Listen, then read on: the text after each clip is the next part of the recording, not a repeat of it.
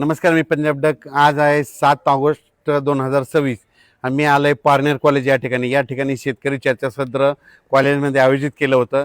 तर सरचं म्हणणं असं आहे की आता आमच्या इकडे सतत पाऊस चालू आहे, हे आता नेमकं ऊन कधी पडणार आहे आणि या अहिल्यानगर जिल्ह्यातला पाऊस कधी कमी होणार आहे. तर आज आहे 7 ऑगस्ट 2026. आणखीन 7, 8 आणि 9 आणखीन 3 दिवस थोडा रिमझिम पाऊस 10 मिनिटाचा 5 मिनिटाचा असा चालूच राहणार आहे.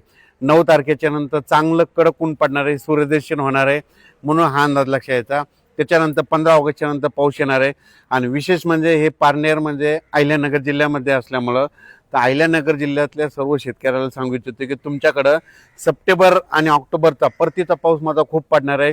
आणि जे जे छोटे छोटे पारनेर तालुक्यातले जे छोटे तळे काही राहिलेत भरायचे, बांध राहिले, तर ते सुद्धा सप्टेंबर ऑक्टोबरमध्ये भरून जाणार आहेत. म्हणून ही त्यांच्यासाठी आनंदाची बातमी म्हणजे अहिल्यानगर जिल्हा, सोलापूर जिल्हा, सांगली जिल्हा तुम्हाला परतीचा पाऊस चांगला पडणार आहे, म्हणून त्यांच्यासाठी आनंदाची बातमी.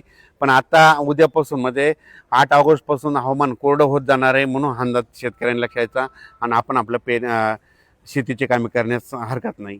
धन्यवाद.